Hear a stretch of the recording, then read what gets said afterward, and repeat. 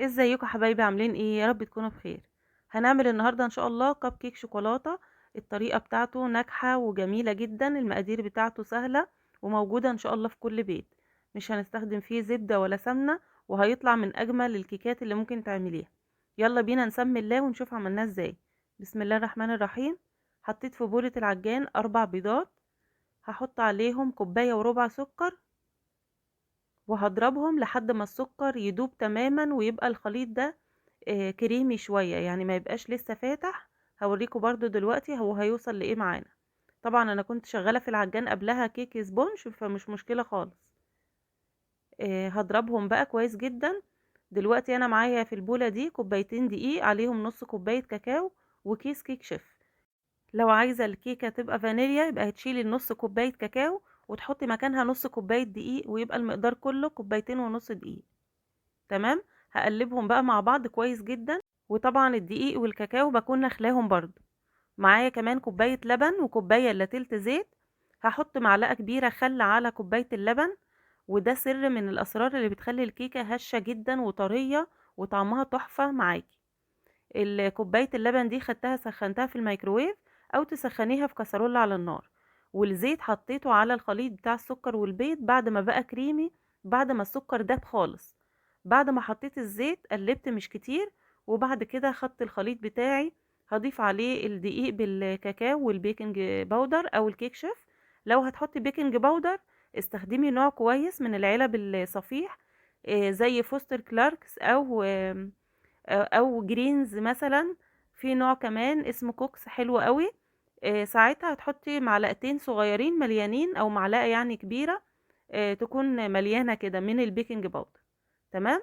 بعد كده بعد ما بقلب الدقيق بالكاكاو بقى بالخليط هيبقى تقيل معايا.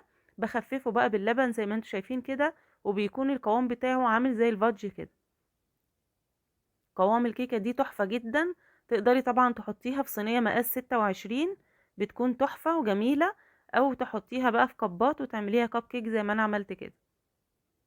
الزيت اللي تستخدميه في الكب كيك لازم يكون زيت نوعية كويسة، علشان بس ما يعملش ريحة كده للكيكة بتاعتك. تمام، يعني ما ينفعش مثلا زيت تموين ولا حاجة. نستخدم زيت زي كريستال او سلايت او الحاجات اللي زي دي بتكون كويسة. خد في الفرن بالظبط كده 18 دقيقة وطلع بالشكل ده. شايفين الكيكة تحفة ازاي؟ هي لسه سخنة طبعا، الدخان طالع منها. الكيكة طرية جدا من جوه وطعمها تحفة. جربوها وان شاء الله هتعجبكم قوي. دلوقتي الكب كيك بيرد معانا خالص. هنفرغ بقى القلب بتاعه كده بالأداة اللي بنعمل بيها التفاح، اللي بنشيل بيها القلب بتاع التفاح. وممكن تفرغيه برضو بسكينة، وممكن تسيبيه برضو ما تحشيهوش خالص، زي ما تحبي، وتحطي روزيتات من فوق بس انا بحب احشيه. انا بحشيه دلوقتي الموس بتاع الشوكولاتة اللي بحشي بيه التورتات. ممكن تحشيه نوتيلا، ممكن تحشيه كراميل زي ما تحبي. وحطيت كمان واحدة كريسبي في كل واحدة. وبقفل بقى بالقطعة اللي انا شلتها من النص بتاع الكب كيك. كده تمام. بعد كده هنعمل الكريمة اللي هنحطها بقى من فوق هنزين بيها. حطيت نص كوباية كريم شانتيه، اقل من ربع كوباية سكر عشان ما تبقاش بس مسكرة قوي. وبعد كده حطيت ربع كوباية باستري، وهحط عليهم كوباية الا ربع مية ساقعة متلجة. وبعد كده هحط برضو شوية من الكريمة اللباني. متخيلين طعم الكريمة دي عامل ازاي؟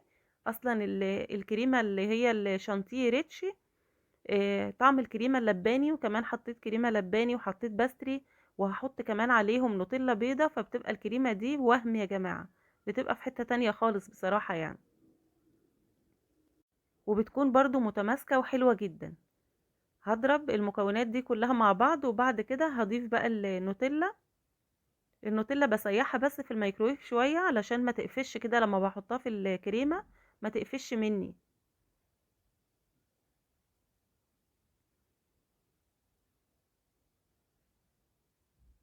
هحطها واضرب بقى على طول علشان ما تقفش، لان هي ممكن تعمل زي الشوكولاتة.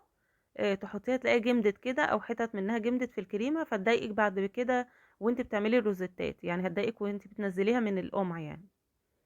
هجيب البولات بقى والون الالوان اللي انا عايزاها. العميلة بصراحة يعني ما اختارتش حاجة محددة.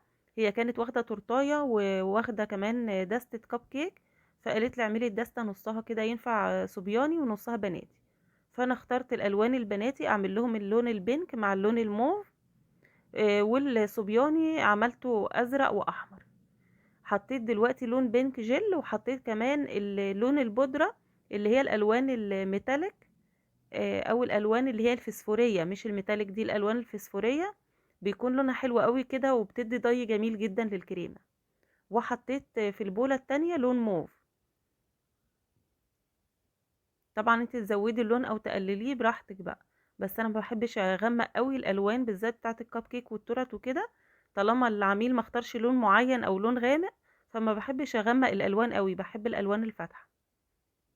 هبدأ بقى احط روزيتات باشكال مختلفه كده على الكب كيك عشان شكلها يكون مبهج كده ولطيف، وتكون ظريفه كده في الحفله، البنات يحبوها يعني.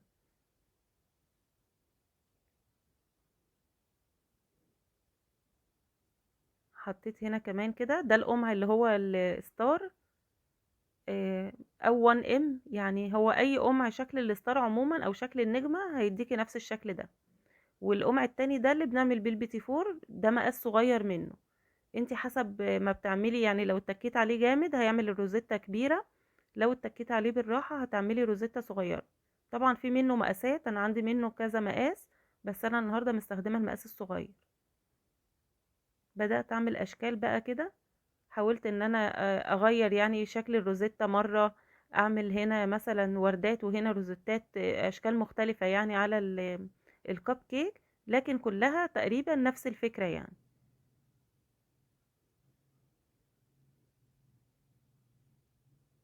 بنفس القمعين يعني، ما حاولت ان انا ما اغيرش القمعين عشان بس ما استهلكش اكياس كتير كمان.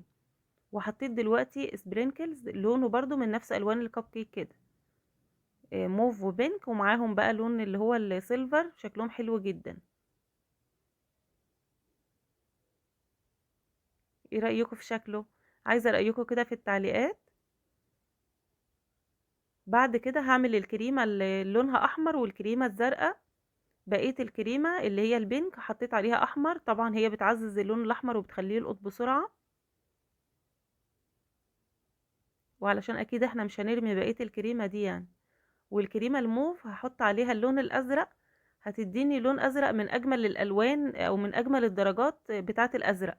يعني انا لما بحب اخد لون ازرق درجة كويسة، لان ما بحبش اصلا اللون الازرق في العموم يعني، لكن لما بحب اخد درجة راقية كده كويسة بحط عليها برضو نقطة من الموف علشان اوصل لدرجة كويسة من الازرق.